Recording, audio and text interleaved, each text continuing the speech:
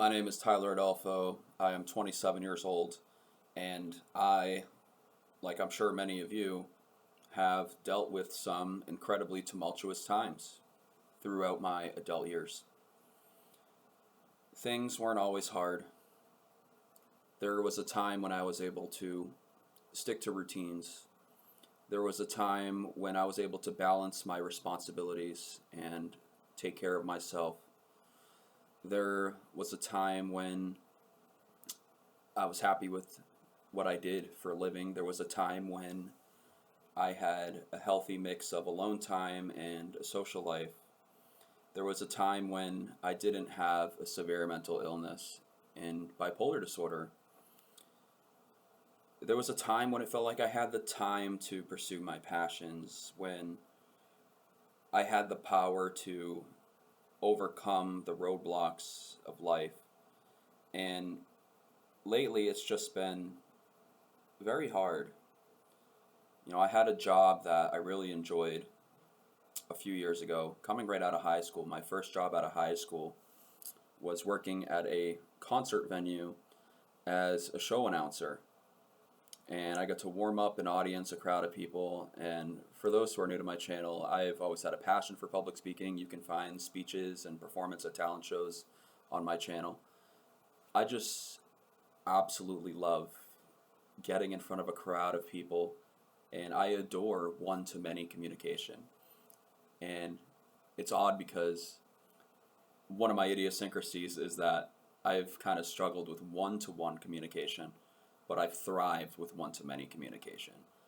As an introvert, I don't exactly want to socialize on a one-on-one basis very often.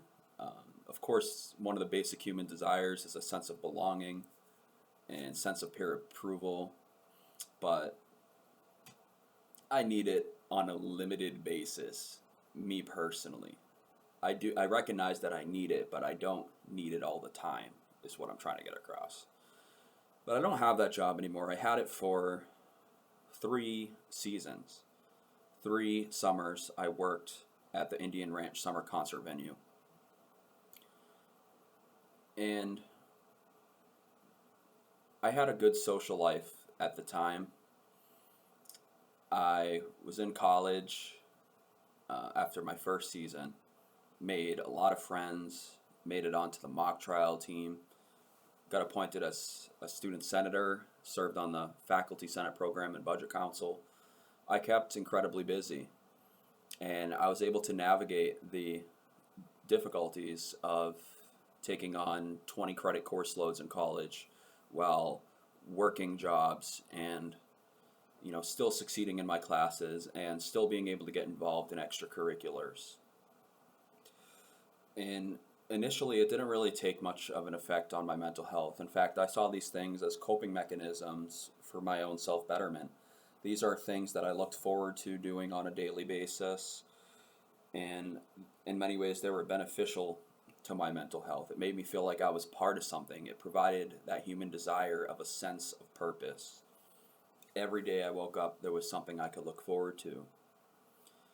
But I don't have those things anymore. I presently don't have a job. I recently left my job, in short, because it was giving me suicidal thoughts. And it was really making me question my self-worth, and I was having a great deal of self-doubt as a result of the position I was in as a manager in a pharmacy retail store. My social life is nothing like it used to be. I truly do not have any friends anymore. I don't associate with anybody outside of my family and doctors. And this is the product of becoming diagnosed with bipolar disorder. I just don't have the relationships I used to. I don't socialize with the members of my fraternity anymore. I got expelled from my fraternity, and I actually just got reinstated. But, I'm not in college anymore, so it's not like I'm just going to go show up to events, and the people who I was familiarized with are long gone and graduated. It feels good to be reinstated as, kind of a vindication, that a recognition that I wasn't myself at the time, and the things I said and did were not a true reflection of who I am as a person. but it doesn't solve much in terms of giving me the social connections that I need in order to find a happy social life. My physical health has taken a toll for the worse. That's the understatement of the century. At the peak of my manic episode, I weighed about 170, 180 pounds, and I now weigh 310 pounds. I reached a peak of 354 pounds, so I've gotten some of that weight off, but I still have an incredibly long way to go.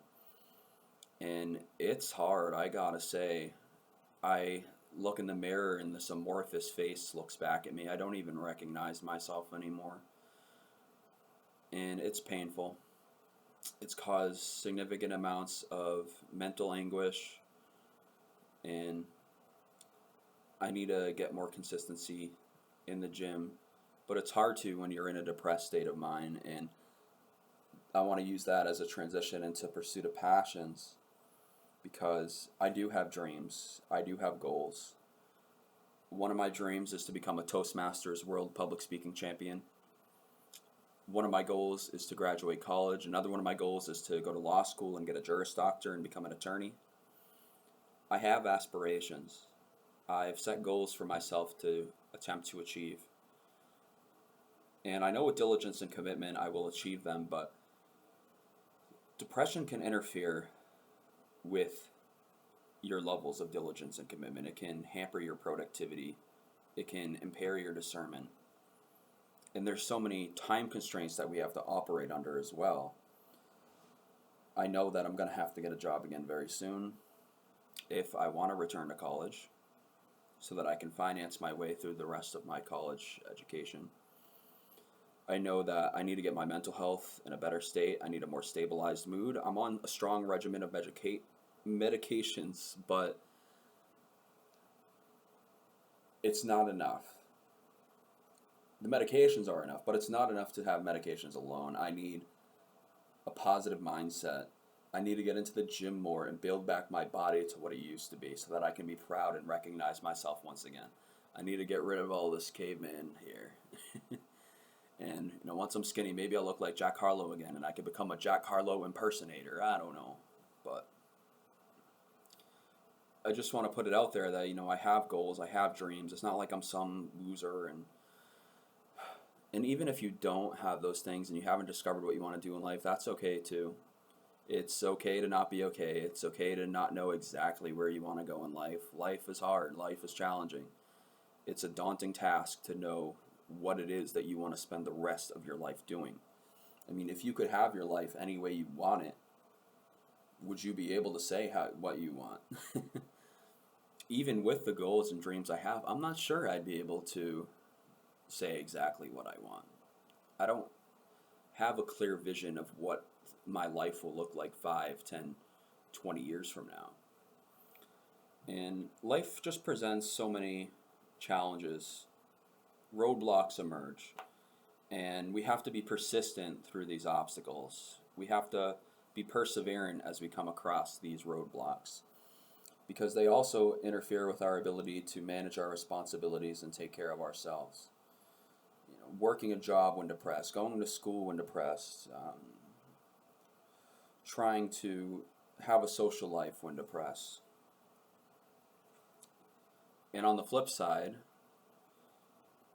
not having a job, not having an education, these things can hinder our ability to stay positive and consistent. So I really want to strive to stay persistent in the pursuit of my goals. I really want to strive to manage my responsibilities in a healthy and consistent way, but without the sacrifice of my self-care. I will not work a job that causes me to have suicidal thoughts. Point blank, period. I have too much value for myself. As depressed as I may be at times, I know that I have value. I know that God put me in this world for a reason, that I have a purpose, and that I'm not just some breathing waste of space that's going to rot away. I feel like I'm going to achieve something meaningful in my life. It's just the time hasn't come yet.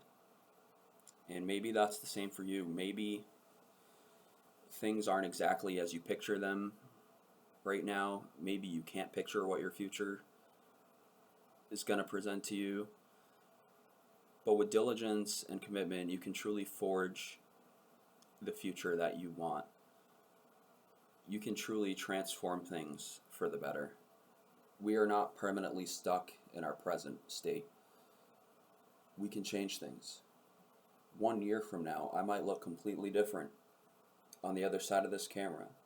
And I appreciate you all watching me and supporting the videos. It means a lot. It really helps give me the momentum to keep going, even when not a lot of people see any particular video. It means a great deal to know that I'm not alone in navigating the chaos of adult life, because it's a tough damn world out there. And as a word of advice, something I'm trying to do more of myself is try to find balance. Don't overcommit to managing your responsibilities. Don't overcommit to just dwelling in your passions, and you need to have a good balance. It doesn't have to be a 50-50 balance. It's going to look different for everybody.